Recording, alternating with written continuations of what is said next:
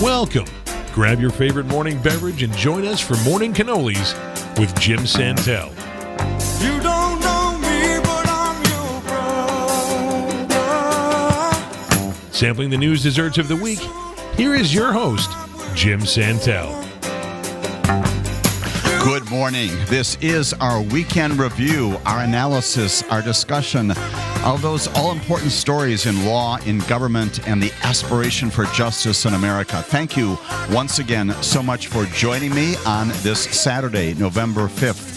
We are 3 days away from elections, voting here in Wisconsin and throughout the United States of America. We've got a very special show this morning following up on the wonderful program presented by my good friend and colleague Don Brown in his hour this morning. We're going to follow up on a lot of those issues during the course of our second hour, principally talking about voting here in Wisconsin. This is Jim Santel. I'm coming to you from the WAUK radio studios, the Shaw in Waukesha, 540 AM, 101 FM. And as always, we're taking your calls at 844-967-2789. That call number, once again, 844-967-2789. I'm joined in the studios here in downtown Waukesha by my ever faithful producer, Calvin, and he and I are going to be taking your calls, your comments along the way. Again, a special broadcast this morning on Morning Cannolis, talking all about voting, talking all about the reasons why it is important to vote in 3 short days, the impact of that, and the ways in which you can be involved in your government on a regular basis. We're going to revise our schedule a bit, our syllabus this morning a bit. Normally, I spend a few moments talking about the significant things that happened on a particular day in history.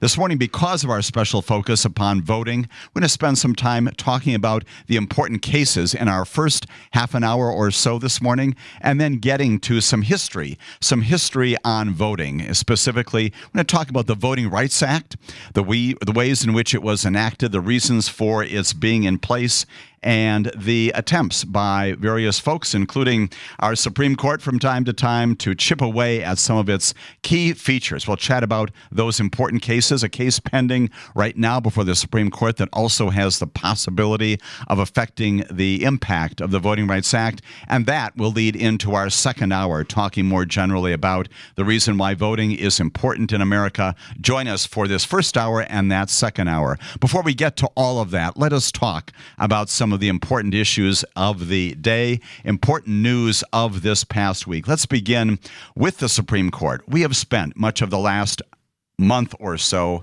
talking about some of the major cases pending before the United States Supreme Court, everything from environment and commerce and other matters, healthcare, affecting our nation, our lives, and our livelihood. One of those cases that we have chatted about in recent times is called Students for Fair Admissions versus Harvard and North Carolina. This is an action, a civil action brought by a group of students called the Students for Fair Admissions. They're challenging a private university and a public university on their admissions policy. In particular, they're challenging the practice, which has been in place for a very long time, of these 2 schools and others throughout our nation, including right here in Wisconsin, to include race as among the considerations that can be considered by an admissions council, by an admissions officer, in determining whether or not a particular applicant will be admitted into the school.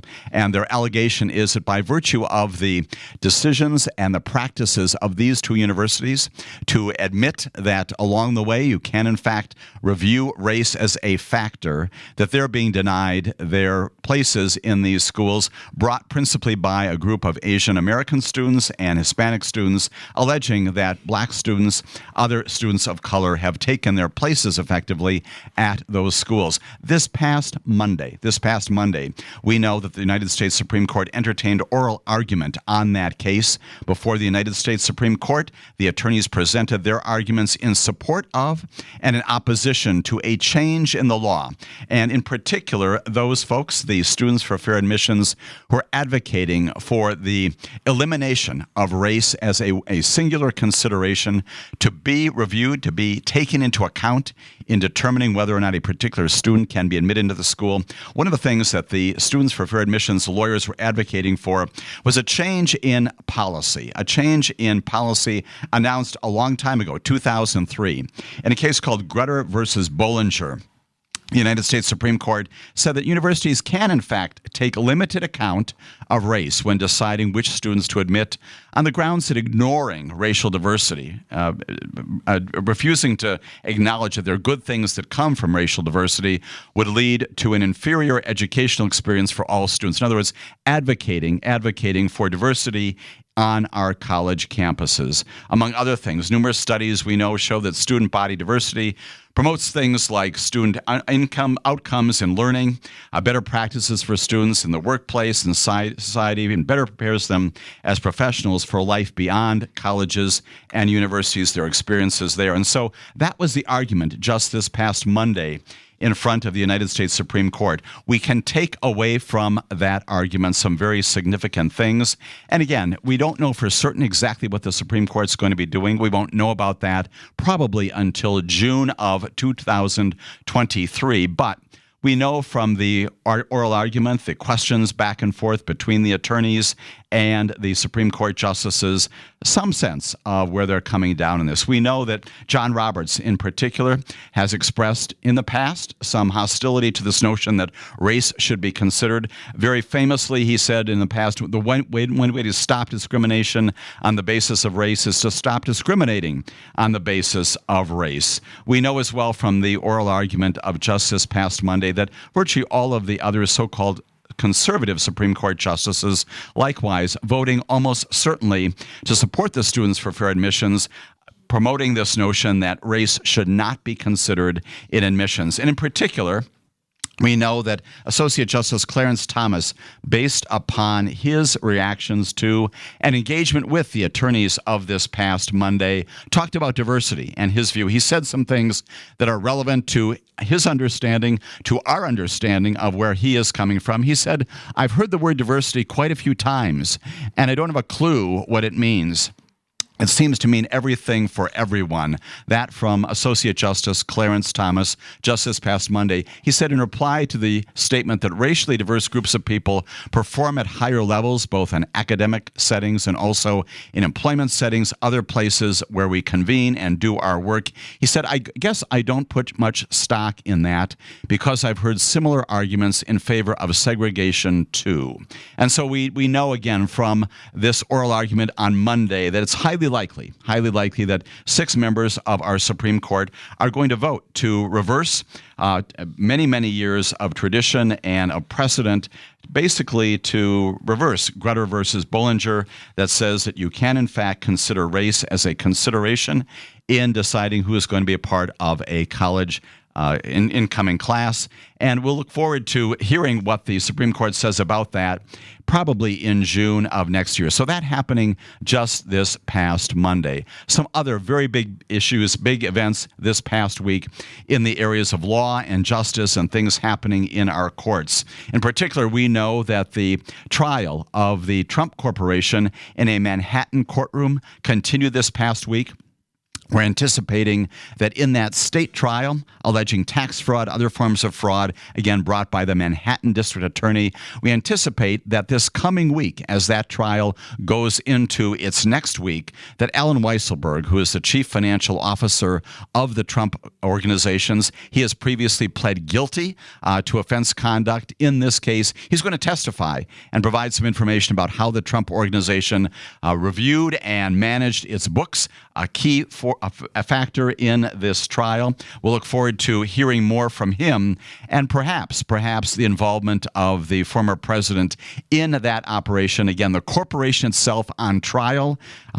Former President Trump is not a named defendant in that case, but plainly facing some other concerns out there, some other litigation of a criminal nature, investigations going on, and other civil litigation being brought by the New York Attorney General in another forum. We know as well that in a federal district court this past week in Washington, D.C., the trial of the Oath Keepers, a group of people who were present on the campus of the Capitol on January 6th, in particular a fellow named Stuart Rhodes, who is the organizer, the leader of the Oath Keepers, on trial along with 4 other people, all of whom are charged with seditious conspiracy in connection with their actions surrounding the attack on the U.S. Capitol on January 6, 2021. The government rested its case on Thursday of this past week, and they called a number of witnesses, a couple of them who have already pled guilty to offense conduct related to January 6.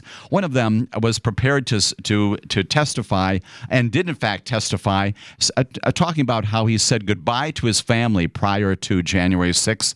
He was opposing the transfer of power by any means necessary. One of the folks who's now cooperating with the government to describe the seditious conspiracy behavior of the remaining defendants on trial this past week. Another of those government witnesses during the course of the government trial testified that he thought he was acting like a traitor against his own government, also provided compelling information, compelling testimony in support of the government's case against the Oath Keepers and Stewart Rhodes. Rhodes himself began his testimony on Friday morning, just yesterday morning, spending a bit over an hour on the stand. His testimony will presumably continue on Monday, and he will also, of course, be cross-examined by the government about his involvement on January 6th and in his matters related to that both before and after.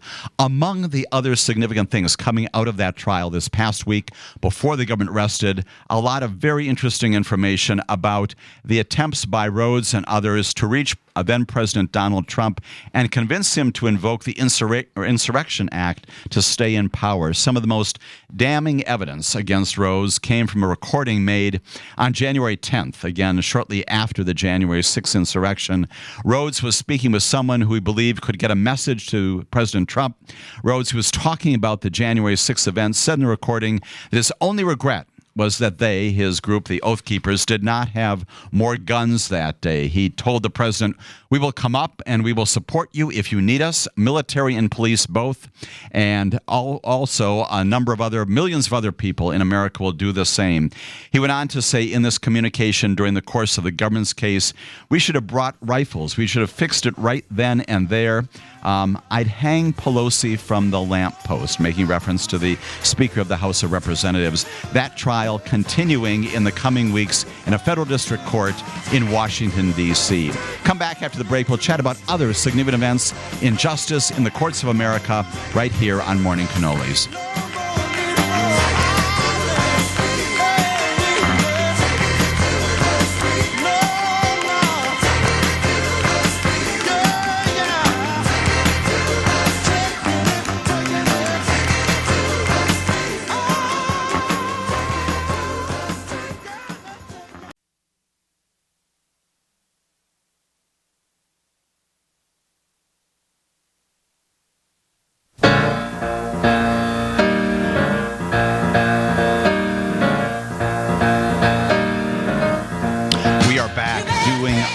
Weekly Saturday morning assessment, a review, our analysis of the major cases, the major events in America and around the world in justice, law, and the delivery of the rule of law to Americans. We were talking right before the break about this major trial, a criminal trial going on in a federal district court in Washington, D.C. against Stewart Rhodes and members of the Oath Keepers, this group that's charged with seditious conspiracy. Among the evidence presented in the trial of just this past week, this reference by Stewart Rhodes and others to wanting to kill the Speaker of the House of Representatives on January 6th. That leads to it. Yet another major story of this past week was breaking just as we began to chat last Saturday here on the radio station. We're talking about, of course, the criminal attack on Paul Pelosi in San Francisco.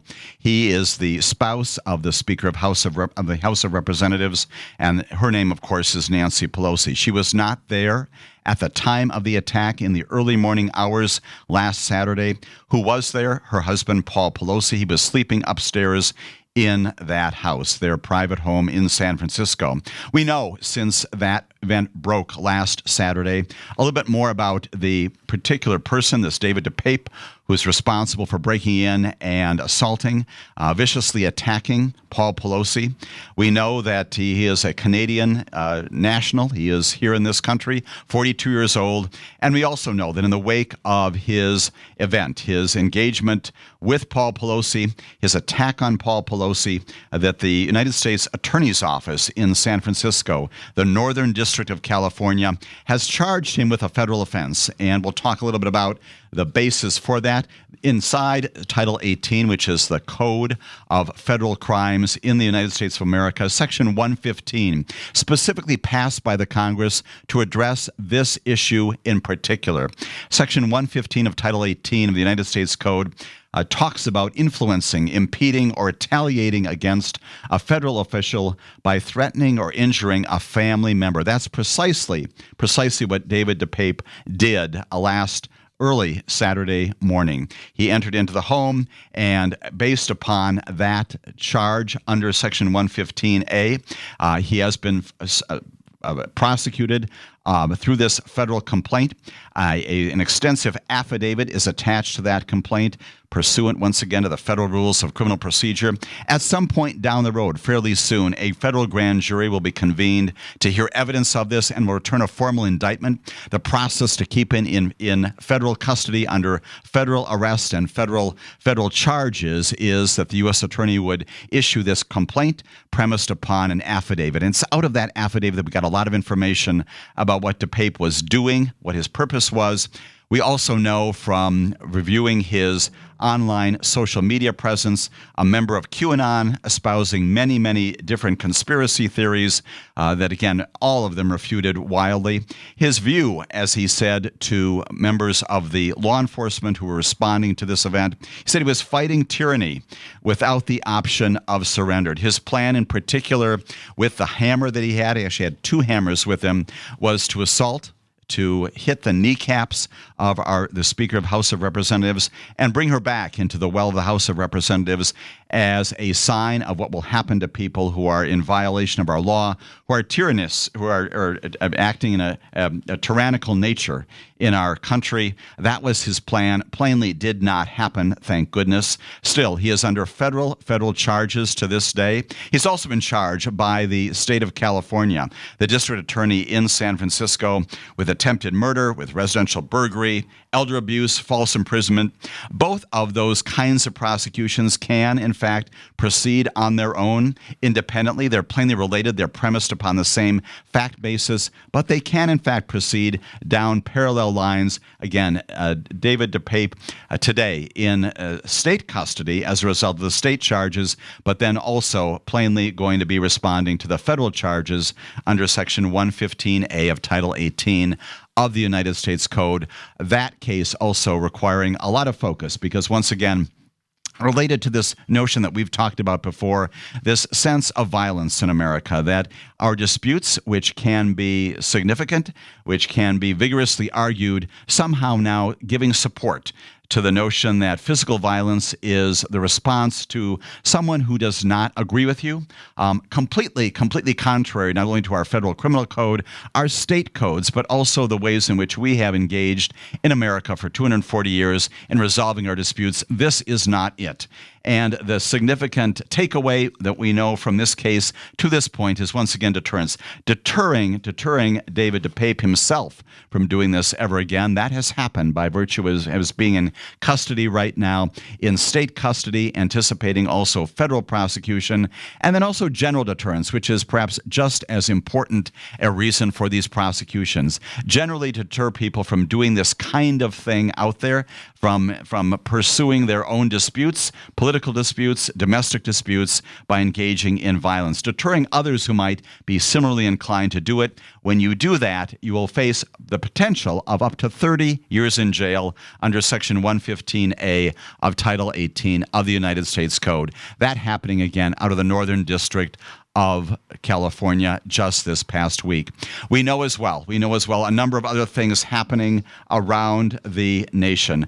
In New York, back in New York, in connection with what I mentioned before, the Attorney General's prosecution, the civil prosecution of Donald Trump, his family members, and the corporation for violations of state law, New York state law, having to do with evaluations of properties, other fraud brought by Letitia James, who is the Attorney General of the state of New York. This past week, a judge in Manhattan, just this past Thursday, approved Letitia James' request for an independent monitor to oversee President Trump's family business during the year or so that it will probably take for the Attorney General's fairly massive civil fraud cases against the Trump organization to go to trial. This is not a quick thing that will happen. Attorney General James had filed her lawsuit, as you may recall, back in September after a 3-year investigation. The lawsuit itself seeking about $250 million and a ban on the former president and his children from doing business in the state.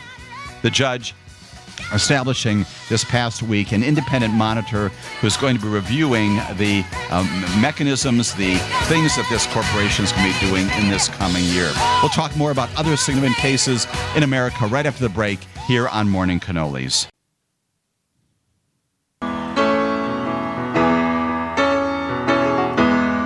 We are back. We're talking this morning, right before the break, about this decision by a New York judge to establish, to appoint an independent monitor to oversee former President Trump's corporation during the time that Letitia James is pursuing her civil litigation, seeking about $250 million and a ban on Trump or his children ever doing business in the state. That judge this past week said that the Trump organization's demonstrated propensity to engage in persistent fraud means that an outside monitor, again, this according to the judge, is the most prudent and narrowly tailored mechanism to ensure that there is no further fraud or illegality. The judge said that the Attorney General had submitted more than sufficient evidence, in his view, to indicate that she will prevail in her lawsuit. The specific trappings of this monitor are that the Trump organization is prohibited from selling, transferring, or otherwise disposing of properties absent advising the court. The James office as well, providing notice of that, and also prohibiting the company from restructuring, refinancing, selling any significant Trump organization assets without a 30 days heads up. The Trump businesses will also have to provide to the monitor full and accurate financial statements, asset valuations, and lists of things like assets and company structure items for that monitor to review as that litigation goes forward in the state of New York. Moving around the country, other significant things in the courts this past week. Arguably, one of the most important things going on in our courts this past week having to do with the sentencing of Nicholas Cruz. Nicholas Cruz is a young man who in 2018 brutally took the lives of 17 students and teachers. Physical injuries to about 17 more, plainly injuries of a very broad nature to the larger community. This past week, the judge imposing upon him 34 life terms of imprisonment. Mr. Cruz had previously pled guilty to all Florida criminal charges against him, again, based upon his shooting at the Marjorie Stoneman Douglas High School, this tragic, horrific event in 2018. You may recall that in recent times there was a trial going on, even though he had pled guilty. The trial determined what his penalty should be. The jury had come back contrary to what the prosecution from the state of Florida had wanted, contrary to what the victims wanted, and found that he should be sentenced to life imprisonment, and the death penalty, which Florida does have, should not be imposed upon him. That a very controversial decision by the jury. The judge this past week, in pursuit of that jury finding, sentences Nicholas Cruz to 34 life terms of imprisonment. He will never leave a state prison in Florida. Along the way, some of the most compelling testimony one could hear about the impact of this horrific event from members of the victim families. A woman named Deborah Hickson, who's the spouse of the slain athletic director, his name is Christopher Hickson, said this. She said, "After today, I don't care what happens to you, Mr. Cruz.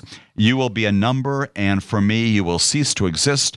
You have taken enough from me and my family." Many other members of the victim families also testifying during the course of that very compelling sentencing proceeding. A woman named Linda Beagle Schulman, whose son Scott was killed in the melee, the horror of that day, likewise providing compelling testimony about the impact of this shooting on the community, on her family, and on all of us. Once again, deterring not only Nicholas Cruz from ever doing this again, he will spend the rest of his life in prison, but deterring others, hopefully, who might think that this is once again a way of addressing unresolved issues. That is not the way to do it, not only because of the criminal implications of that, but because of the impact on the community and the fact that you too, if in fact you decide to follow the Nicholas Cruzes of the world, will face a similar result in your own life. The criminal justice system will respond to you and your violent behavior. That coming out again of South Florida just this past week. Other things around the country. We have spoken before about the civil trial against Alex Jones for his spreading conspiracy theories about the Sandy Hook elementary school shooting many years ago. Alex Jones, the host of this InfoWars social media platform, this past week, the court began to hear testimony and about the possibility of imposing upon him punitive damages in a Connecticut courtroom. You recall that last month, a jury in that same setting found Jones and his company, the Free Speech Systems Company, responsible to pay about $1 billion with a B in compensation to the Sandy Hook families for the harm that they suffered, wild kinds of harm, when he persuaded the audiences to whom he was speaking through his platform that the 2012 shooting at Sandy Hook did not in fact take place as it was, that resulting, of course, in the murder of 26 people. Alex Jones maintaining that was a hoax. It was perpetrated by crisis actors. The result of that and his statements over time, huge implications, huge damages suffered by the families who were victimized by that shooting. Previous case out of Texas, likewise, imposing about a $50 million judgment against him. Now, as the second phase in this Connecticut trial, the judge determining at what level punitive damages, purely punitive damages, should be posed upon Alex Jones. That continuing, presumably, this coming week as well. And in addition, we know that as a result of some significant court actions this week, Senator Lindsey Graham will presumably be going to Georgia sometime soon to testify in front of the special grand jury convened by the district attorney there. She is investigating whether or not the 2020 election in Georgia was on the receiving end, was affected, was impacted by attempts to overturn the presidential election there in 2020. Senator Lindsey Graham this past week losing his bid to the United States Supreme Court to prevent his testimony. He is now presumably heading to Atlanta to testify before that special grand jury about his engagement with officials there, things he did that may have in fact promoted the big lie there that the election was in fact not won by Joe Biden, was won by former President Trump. That happening this past week. In addition, we know that Mark Meadows, the former chief of staff in the White House,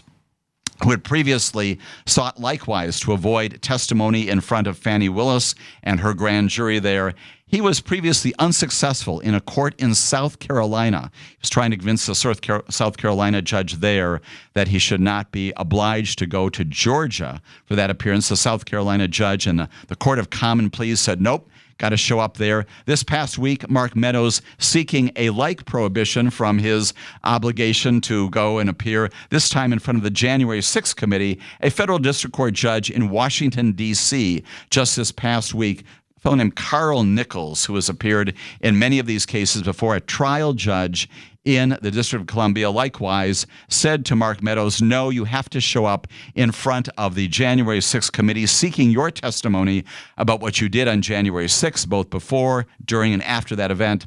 Judge Carl Nichols this past week saying the Select Committee's investigation of the January 6th attack is legitimately tied to Congress's legislative function, directing that Mark Meadows appear before that committee, just as the Court of Common Pleas previously directed that Mark Meadows is obliged to appear in front of the special grand jury in Atlanta, Georgia, reviewing, analyzing, investigating similar things in that particular state. So lots and lots of things going on this past week in America.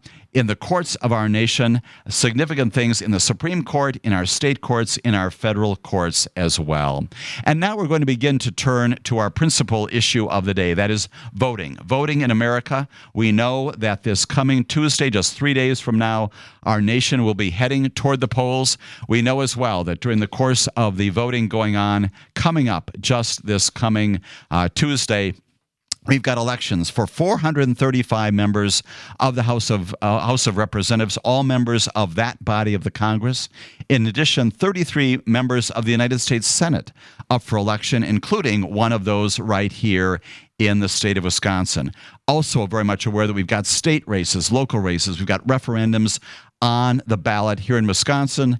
Likewise, important time for all Americans to exercise the franchise and go to vote on Tuesday. As a part of our discussion this morning, our celebration of voting, the good things that come when you do in fact vote, we're going to talk in our second hour more about the reasons why voting can change America, can change the ways in which we engage with each other in areas of commerce and academics and healthcare, our life in general. We're going to begin our discussion this morning by revisiting some things that are related to our own history under the Voting Rights Act of 1965. We know from some previous discussions and also from history in our country, the history of voting rights in our nation. We know, among other things, that the Voting Rights Act in 1965 was enacted by Congress many, many years ago to address entrenched racial discrimination in voting, sometimes called by the Congress an insidious and pervasive evil, which had been perpetuated in certain parts of our country through unremitting and ingenuous defiance of the Constitution. That based upon the legislative history of the Voting Rights Act of 1965 at the time that it was passed. So, what do we know about the Voting Rights Act of 1965? Well, it has two key features that are relevant to some Supreme Court cases that have been the focus of our High Court in recent years. Section 2 of the Voting Rights Act, one of the principal features of the Voting Rights Act, prohibits state and local governments from establishing any voting law out there that discriminates against racial or language minorities. It's a basic prohibition on the prohibition by states and local authorities, people of color, people of language minorities as well, to vote. It outlaws some specific mechanisms, including, for example, literacy devices, prohibiting people who are not literate from voting. Those kinds of things, specifically in the Voting Rights Act, prohibited by this legislation passed in 1965. Those things historically used to disenfranchise racial minorities in voting throughout this nation. How is the Section 2 of the Voting Rights Act enforced? Well, principally by the United States Department of Justice. And we know in recent years, in past years, ever since 1965, the United States Department of Justice has invoked Section 2, brought cases in federal district courts to address those situations, in particular localities where there has been this kind of disenfranchisement going on, to remedy that, to get a judge to say, knock it off, stop doing that, and to remedy that kind of a racial animus when it comes to voting in America. That's Section 2 of the Voting Rights Act. There's also a Section 4 and a Section 5, and this is a unique aspect of the Voting Rights Act of 1965. Basically says that for those jurisdictions that have historically discriminated in this nation against people based upon their race, their color, or their language, before those states, those counties, those municipalities can make any changes in their voting laws, they have to get the prior approval to change those voting laws from, yes, that's right, the United States Department of Justice. It's called a pre-clearance review. It's a function that's performed historically by the Civil Rights Division of the United States Department of Justice in the Voting Rights section. Sections 4 and 5, along with Section 2 of the Civil Rights Act of 1965, considered one of the most far-reaching and effective pieces of civil rights legislation, in the United States history. We know as well that over time, the United States Department of Justice has enforced Sections 2, Sections 4 and 5, and the Congress itself has reauthorized the law on many different times over many different years. Presidents of both political parties have signed legislation reauthorizing the Voting Rights Act and giving it more strength. On various times in 1966, 1976, 1986, 1996, and 2006, the United States Supreme Court has also specifically enforced and embraced and adopted these very sections that we've talked about, sections 2 and sections 4 and 5, as a way of remedying racial discrimination in voting in America. Why do I talk about all this? Why is this significant as we think about voting coming up this coming Tuesday?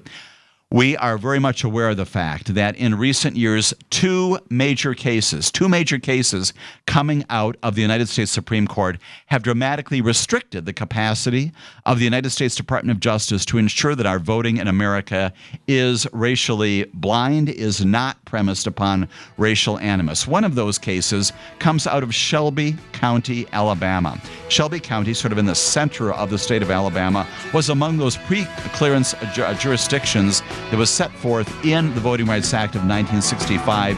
They decided to take on sections 4 and 5 in the federal district court. Right after the break, we're going to talk about what Shelby County did that resulted in a significant diminution of the Voting Rights Act of 1965 right after the break here at WAUK Radio in Waukesha, Wisconsin.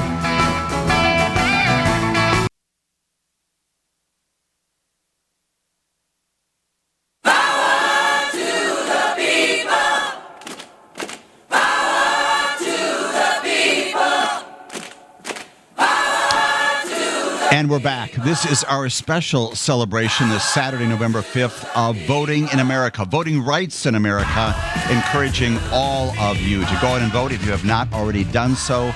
This coming Tuesday, a major midterm election in our nation's history. We're celebrating voting this morning by talking about the Voting Rights Act, its provisions under Section 2, Section 4, Section 5, and beginning to talk right before the break about the significant decisions in recent times related to the Supreme Court decisions that inhibited the capacity of the United States Department of Justice to enforce voting rights in the way that the Congress intended that law to be enforced. Talking about this case coming out of Shelby County, Alabama. They were one of the pre-clearance covered jurisdictions, a place where historically there has been discrimination based upon race and other immutable characteristics. Alabama, this Shelby County, Alabama location, arguing way back in 2011 that the voting environment now in Shelby County is totally different from that in 1965, this their claim, and for that reason that the sections 4 and 5, this pre-clearance obligation that they have before they can change their voting rules, is unconstitutional today in a way that it may not have been in 1965. Significantly, the federal district courts, the trial court, the appellate court on the Fifth Circuit found that the application of this coverage formula under Section 4 and 5 was in fact constitutional. That happens in 2012. And eventually this case comes to the United States Supreme Court in a case called Shelby County versus Holder, named after the Attorney General for whom I worked during the course of my term as United States Attorney. And in that case, Shelby County versus Holder, 2013, the United States Supreme Court struck down Section 4, the subsection B, as unconstitutional, June of 2013.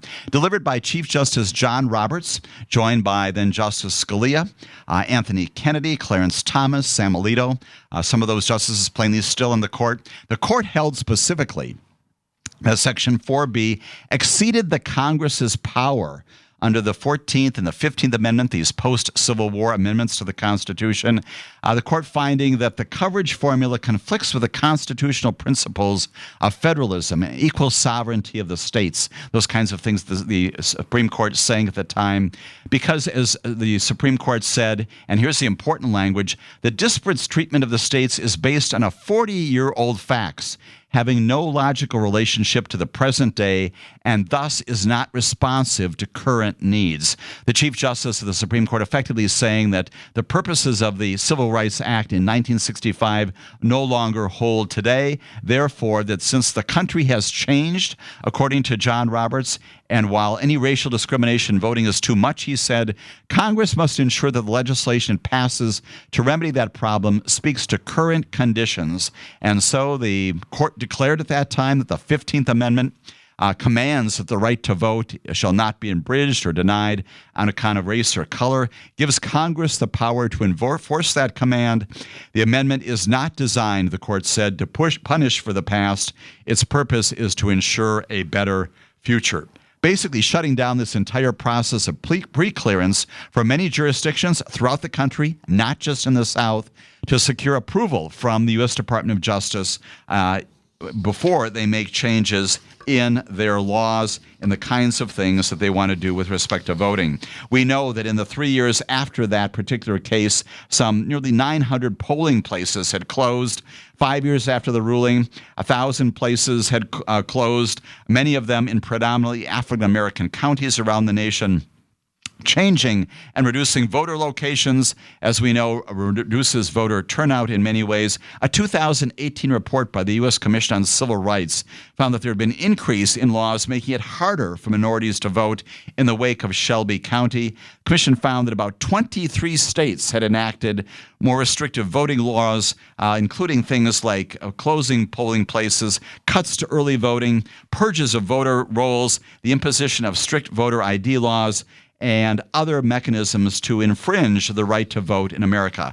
A huge impact of Shelby County versus Holder, again, carving out sections 4 and 5 of the Civil Rights Act of 1965, a law that, again, was put in place to ensure voting access. We're going to talk in the second hour about how voting can remedy that problem. We're going to talk with a special guest named Kristen Hansen from Blue Sky, Waukesha. We're going to chat about how voting is a way of addressing this very important and, I would offer, catastrophic decision by the United States Supreme Court to inhibit voting in America. Before we get to that, however, yet a second case also coming out of the United States Supreme Court that is also subject to remedy by the United States Congress. How? Through your vote in the coming days and years. We talked before about the fact that Section 2, different from Sections 4 and 5 of the Voting Rights Act, prescribes that there should not be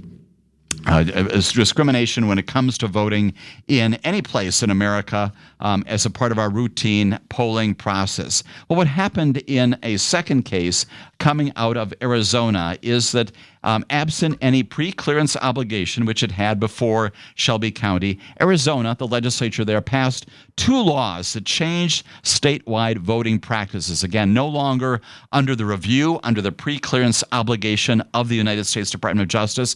They're among those states, those jurisdictions that respond by inhibiting access to the polls. One of those laws that the state of Arizona passed made it a crime for virtually anyone to collect an early ballot from another voter for delivery to a polling or a counting place. Again, in Arizona, large places where access to voting places, mailing places, postal locations are difficult to get to. So one of the laws that the legislature passed was to inhibit the practice of collecting those ballots from another voter and delivering them out of convenience to a place where they can, in fact, be counted.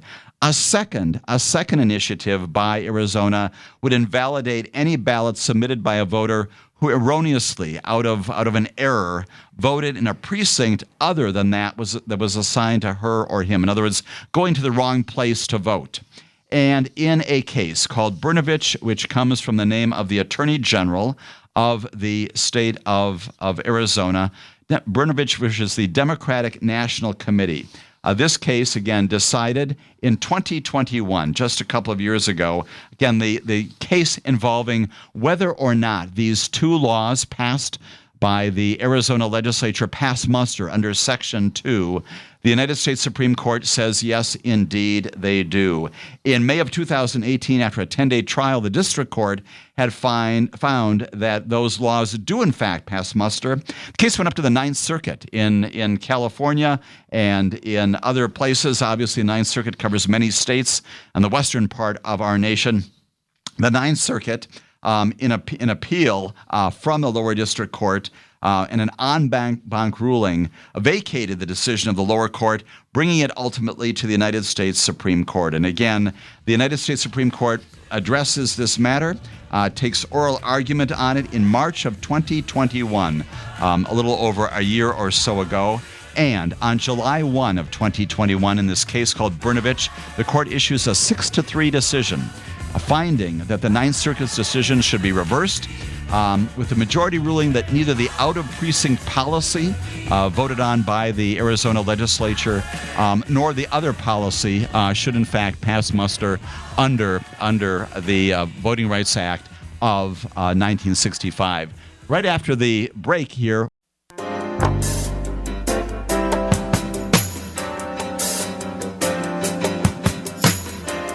Welcome. Grab your favorite morning beverage and join us for Morning Cannolis with Jim Santel. You don't know me, but I'm your brother. Sampling the news desserts of the week, here is your host, Jim Santel. Good morning once again to welcoming back to our special celebration of voting here at the studios of WAUK Radio, The Shaw in downtown Waukesha, 540 AM, 101 FM. We are devoting most of the coming hour to a celebration of voting, identifying first along the way some of the inhibitions right now that are posed by the United States Supreme Court to the Voting Rights Act and its enforcement in recent years under Sections 2, Sections 4, and 5. Right before our break, after our first hour, I was discussing the all-important decision rendered by a 6-3 majority of the United States Supreme Court just last year in June of 2021, significantly inhibiting the capacity of the U.S. Department of Justice to prosecute cases under Section 2. The 6-3 ruling finding that both of these laws passed by the state of Arizona legislature pass muster. Specifically, Justice Alito, in his opinion, writing that in his analysis of those two policies, neither had a large effect on the openness of the election, he wrote.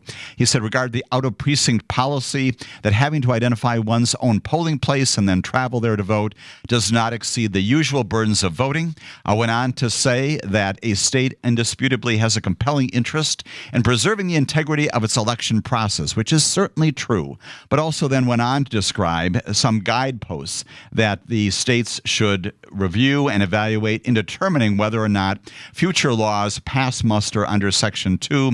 Those guideposts include the size of the burden created by the rule, the degree that the new law deviates from past practices, the size of the racial imbalance, and the overall level of opportunity afforded by voters in considering all election results. Significantly, he indicated during the course of his opinion that concerns about voter fraud can also be a basis for state legislatures to pass legislation limiting the access to the vote.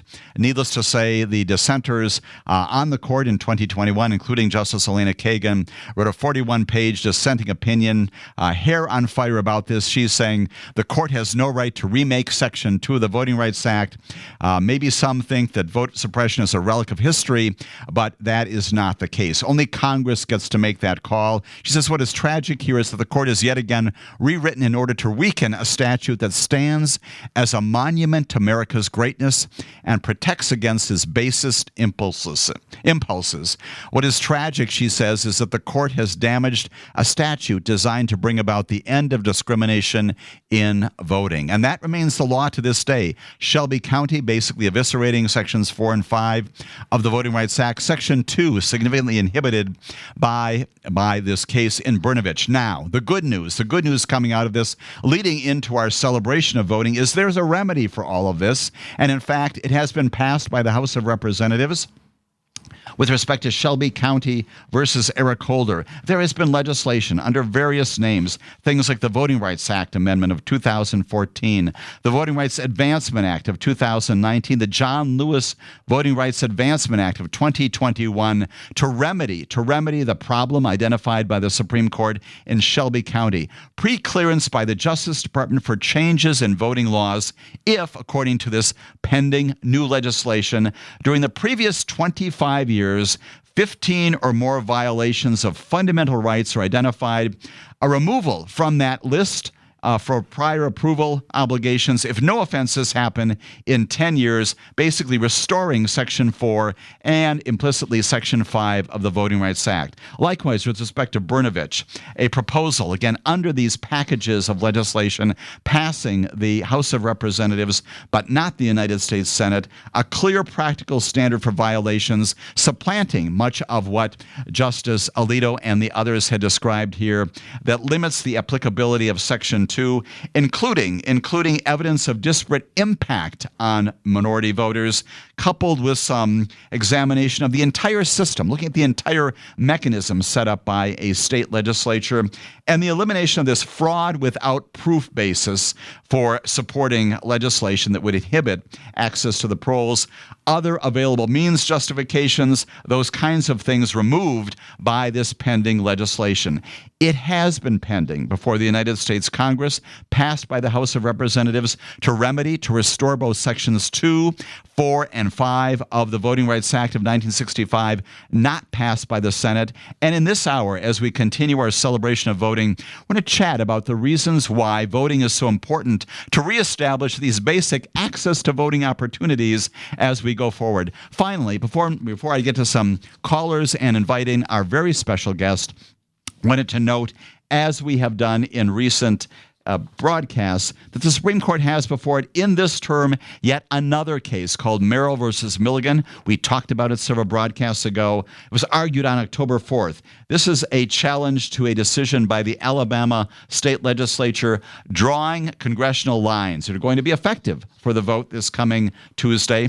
The challenge based upon the fact that as a result of the population of Alabama, 28% of the state's total citizenry are composed of black voters. Under the revised districting plan, they would likely elect a candidate of their choosing in only one of 7 congressional districts, basically disenfranchising a large component of the population.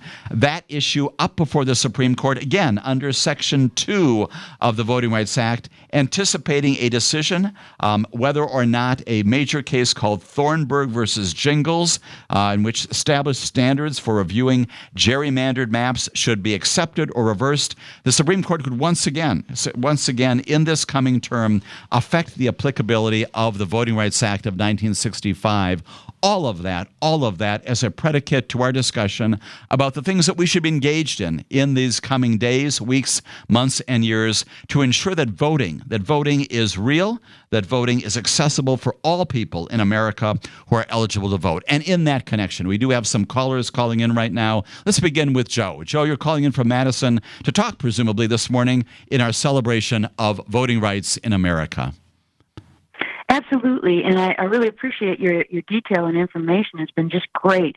I wanted to just wonder if before you close out the hour, you had any opportunity in that time to just spend a little bit of information on what people could be aware of while they are actually in their voting area voting that might inhibit them from voting. I'm thinking about what are just sort of a general thing that you might want to offer to people in terms of what's electioneering. What can people not do to you when you're standing in line to vote? Well, what kind of things, if you feel like there's a problem with voting, what do you do? Who do you approach in the place? How do you go forward with that? What does election protection teams mean, and what's that all about? I don't know, just a few minutes on that would, I think, be really helpful, just because I think things are so kind of chaotic this year, and then people might want to just a little bit of a heads up of what they might want to be aware of and who they could report it to if they saw something that they thought was a bit untoward. Thanks. I appreciate all your efforts, okay? Absolutely, Joe. And as always, right in sync, because that's the principal reason why I invited Kristen Hansen from Blue Sky Waukesha to come in and talk about the trappings of what you can anticipate when you go to the polls this coming Tuesday. We'll talk about election observers and the things that should promote your access to voting. Joe, very much appreciate the comment about what our syllabus should include, and I'm going to commit to do just that and respond to that comment in our conversation with Kristen about voting this coming Tuesday. Thank you so much, as always, for highlighting that very important practical aspect of what's coming up in just 3 days. In addition, Mark, you're also calling in, presumably also talking about voting here in America. Yeah, to add on to what Joe says, it's ridiculous when we have a judge down in, I think, Arizona, where it's saying, oh, it's not intimidating to have guys with semi-automatic, assumably semi-automatic weapons, hooded or masked, and saying that, oh, that's not intimidating. Of course it's intimidation. I mean, what we have now is a Republican Party dedicated to what Paul Weyrich said. We don't want everybody to vote because their voting power goes up when the number of people allowed to vote, goes down. I mean, it is just ridiculous that these are men and women who took an oath to the Constitution to support the Constitution of the United States, and a more expansive view than the original Constitution that everybody should be able to vote. I mean, there should not be impediments to people being able to vote. Having to go 60 miles to drop your ballot off or to vote is ridiculous. That in essence becomes a poll tax. I mean, it is just. I have to avoid hyperbolic language because apparently Matt Flynn is getting his ears boxed for that. That you can't even make historical references now. That without apparently, if you're on the left now, without getting into trouble. That it is just remarkable that we have men and women on our Supreme Court who do not respect not only the letter of the Constitution, but the spirit of the Constitution. I mean, the Constitution now should entail that every citizen who has reached voting age should have the right to vote. There should not be impediments to those citizens' right to vote.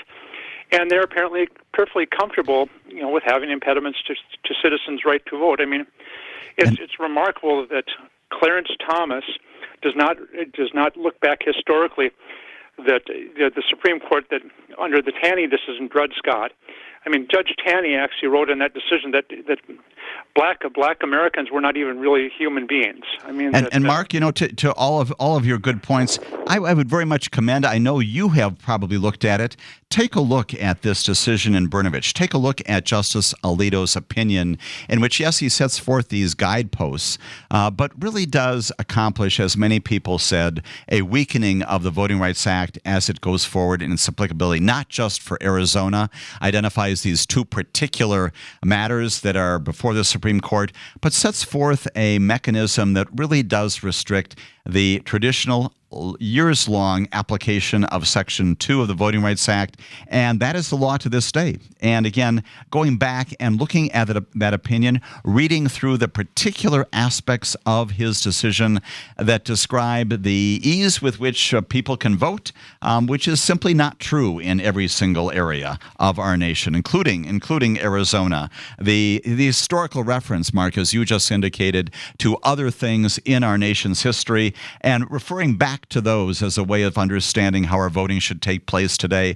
All of that in this decision, I concur with you, a decision that reflects an attempt not to expand voting rights, which has always been the movement and the history of our nation, but rather to restrict voting rights undeniably under Brnovich versus Democratic National Committee and Shelby County versus Holder, a diminution of the enforcement capability under the Voting Rights Act. When we come back, after this next break, I'm going to be joined by my special guest today to chat about what we can all do about these kinds of things. We're going to talk about voting this coming Tuesday. Stay with us right here as we continue our analysis of voting, our celebration of voting, and all the good things that can come of it, and the ways in which you, too, can be a part of representative government.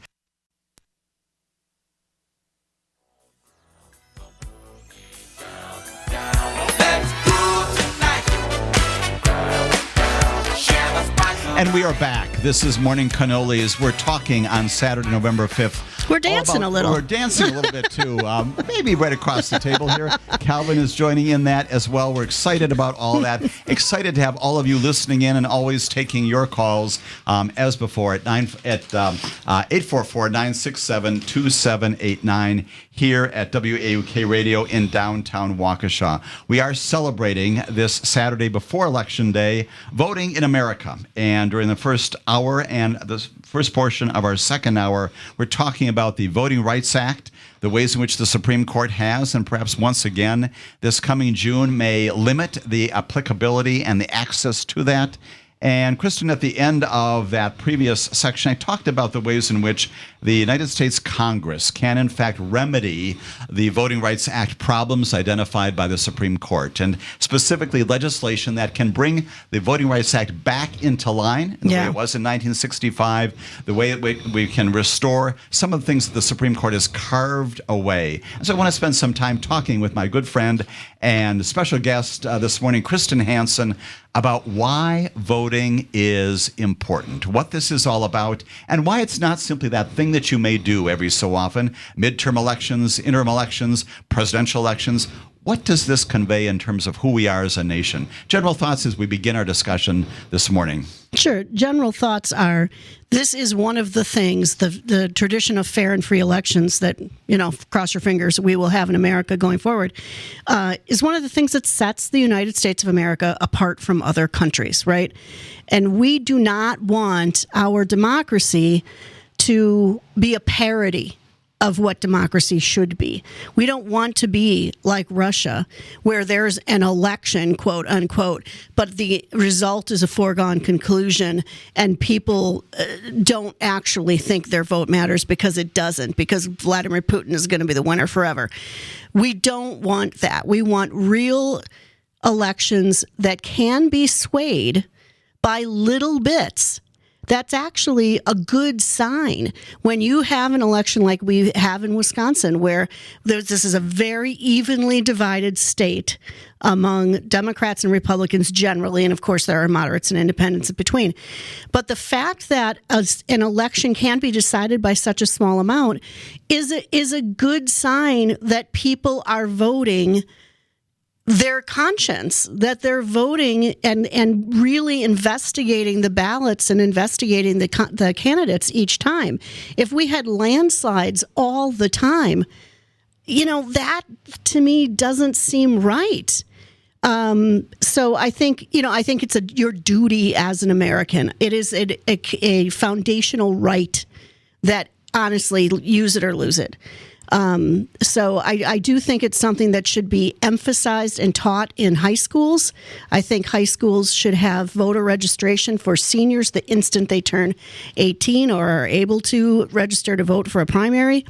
I think it should be something that is absolutely just assumed in every single American family, that when you turn 18, you begin to vote and you talk about elections and you vote in every single election. Absolutely.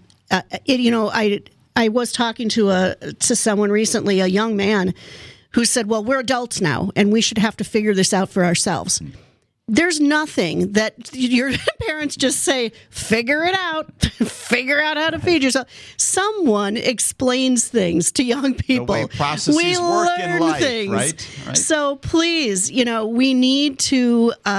really need to teach everyone how to register to vote. We need to make it easy, and we need to make sure that they're informed. We might not like results all the time. We might not like the reasons people vote, but we do need to come to some understanding in this country that democracy means making voting accessible for every American citizen. And that's, as you indicated, also a sign of a healthy society, right? Yeah, When people are, in fact, going to the polls, not just to do this ministerial act of filling out a ballot and filling in circles, but they recognize that results in a government that is representative of them. Yeah. And to the extent that they have issues about education and commerce and healthcare, whatever your issue is, this is the mechanism for making that change. Campaigning, certainly, for candidates of your choice, but doing at a minimum that vote, thing of going in to vote, right? And I can add on this. Now, I'm reminding folks, in a general election,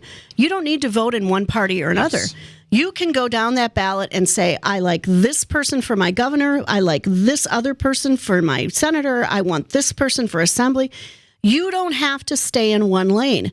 So this is really an opportunity for you to vote for the human being that you think will best and most closely represent your values in the position that they hold. And so doing, as you indicate, also some don't feel bad about fact-finding, bouncing back and forth.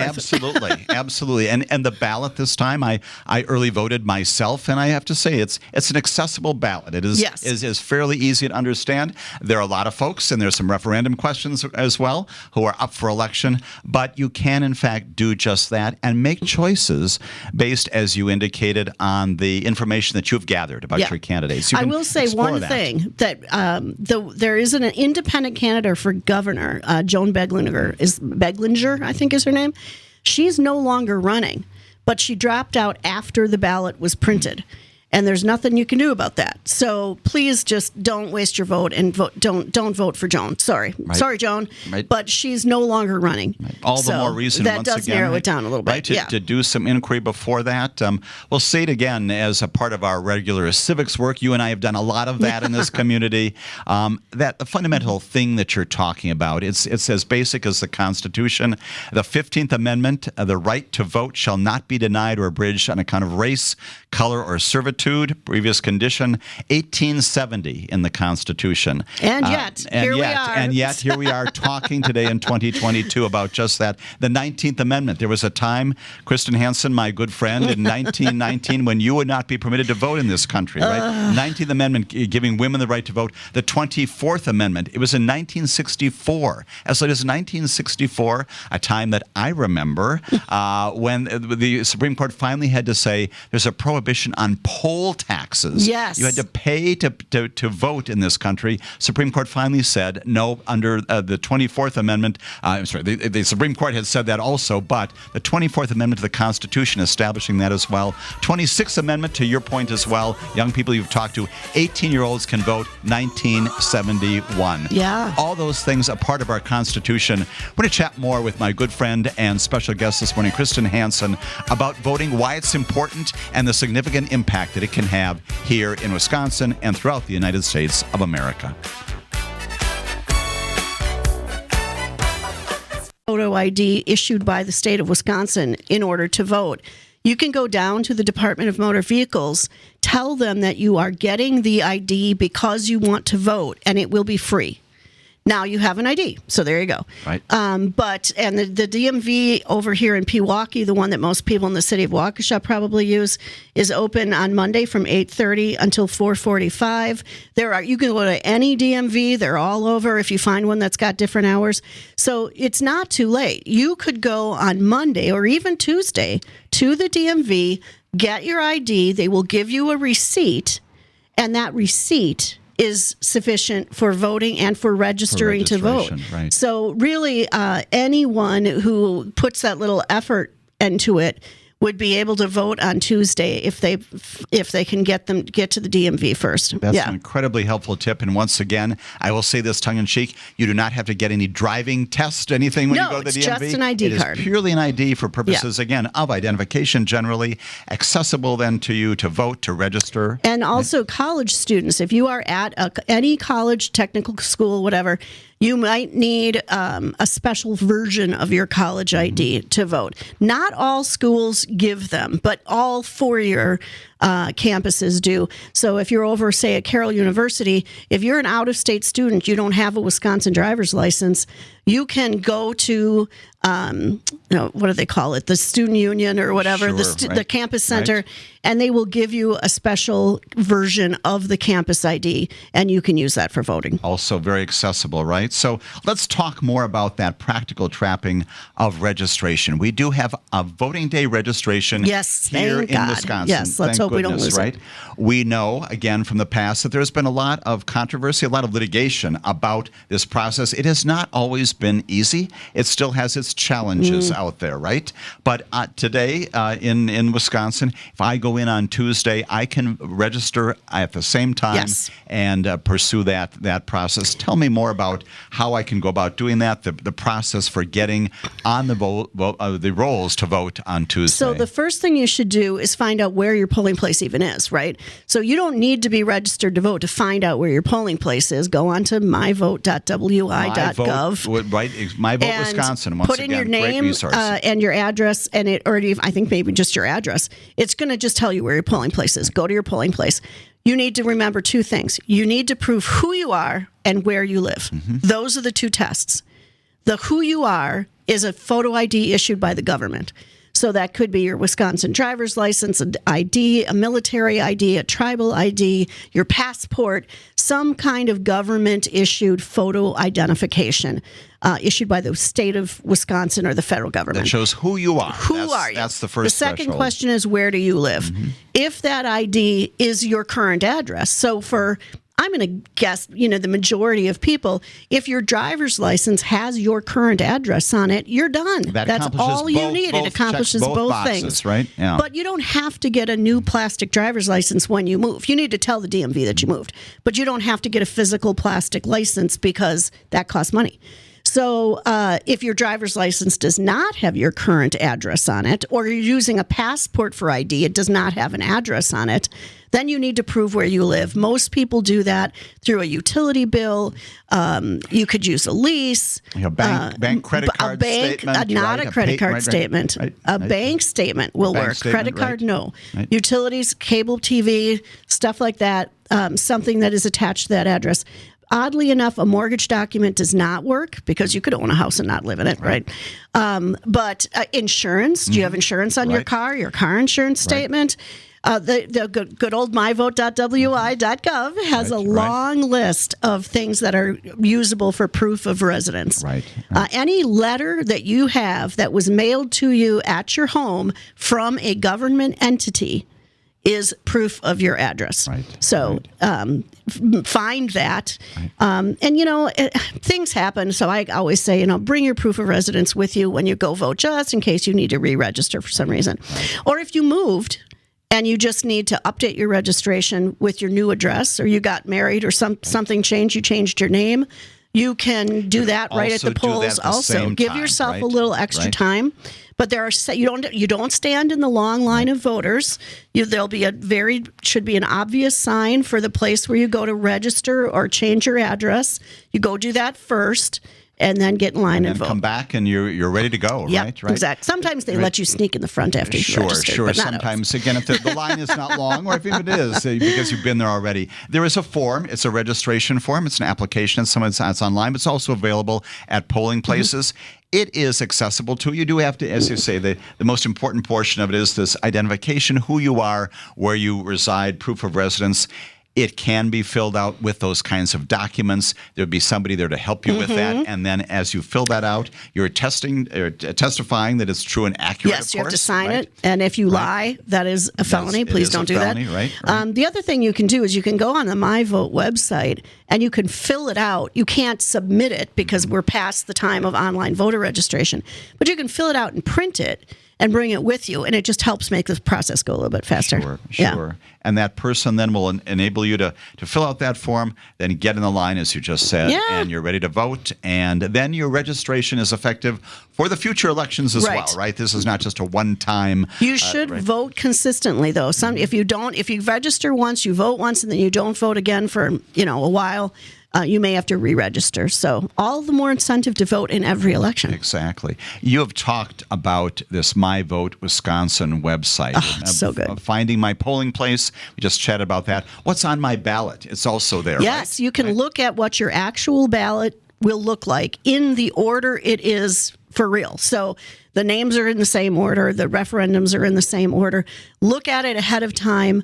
Do your research. The League of Women Voters has a website called vote411.org that has information about candidates on it, has the results of candidate surveys, if the candidate responded. Otherwise, it has links to their websites, their social media.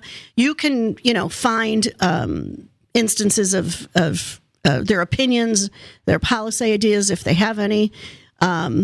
So you'll be able to figure things out. Yeah, exactly. And just to underscore for our listeners, you know this, I know this. This is a nonpartisan. You're not signing up for any political party by going online. It is information and making voting accessible. That is a really good point, Jim, because Wisconsin does not have party registration.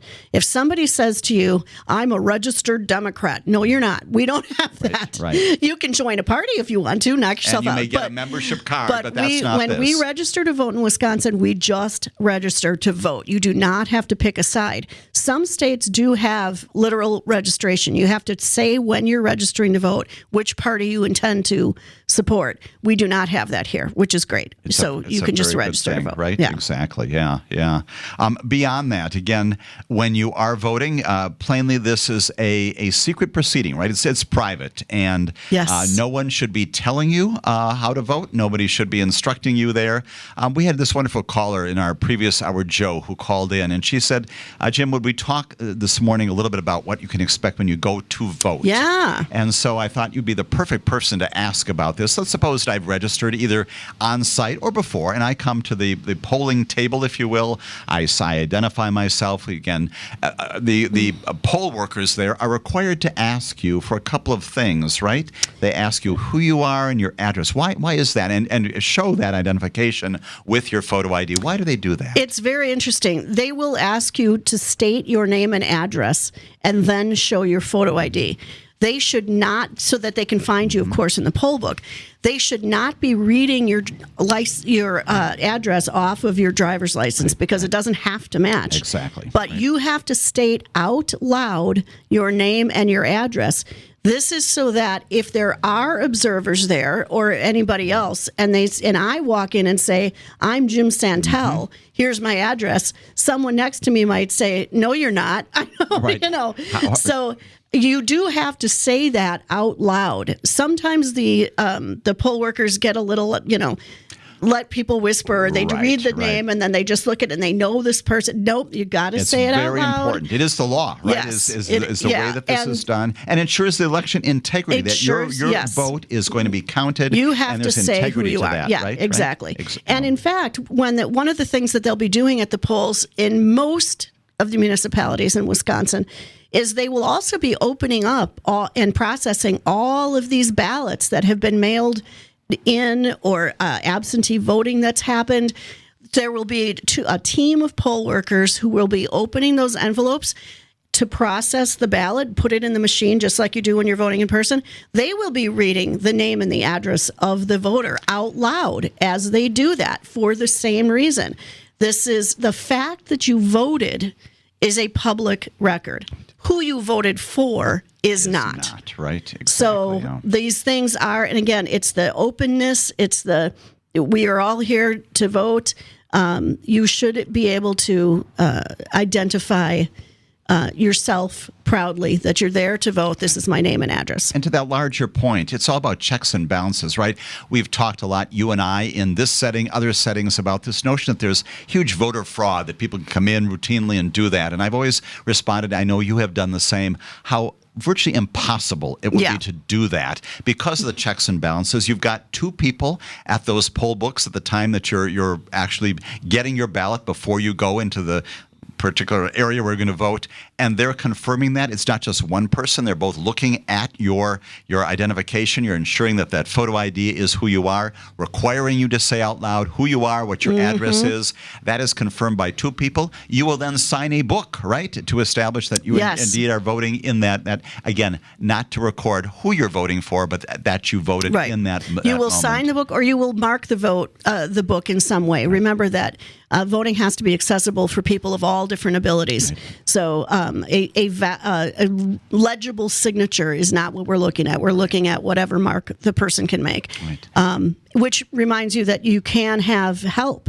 Yes. If you need help physically or, with vision or hearing or whatever, a voter can bring in someone to assist them when they vote. And usually in those situations, again, it can be handled very easily, very accessible for people with disabilities to engage in voting, usually with some involvement of the election chief there who ensures that you are treated appropriately and you've got access to all those kinds of things. We have curbside voting in Wisconsin. If you can't get out of the car, someone will come out and help you vote. Yeah, there's a lot of ways that we try to make sure people can vote here. All sorts of good things. Again, post-registration voting. let's talk then about when you're there, the election observers. Let's Yes, talk about a who lot they of are talk. and where they come from and what they can do. Joe was asking about this before in our previous hours. Who are those people? Where do they come from? What kind of authority do they have to do what they do? And most importantly, perhaps, what can they do and what can they not do? Right. So you will see people who are observing elections from a variety of different reasons. The political parties usually have election observers who sign up, who do it for the party. Oftentimes they have teams of attorneys who represent the parties who are there. The League of Women Voters has a very broad election observing program. There are people with a program called Election Protection that is a nonprofit. And also any individual, just any person can go and observe elections, but you do have to follow some rules. Very good. We're going to talk about those rules and what election observers can and cannot do right after this break. I'm talking with Kristen Hansen all about voting, celebrating what's going to happen in America this coming Tuesday. Join us right after the break.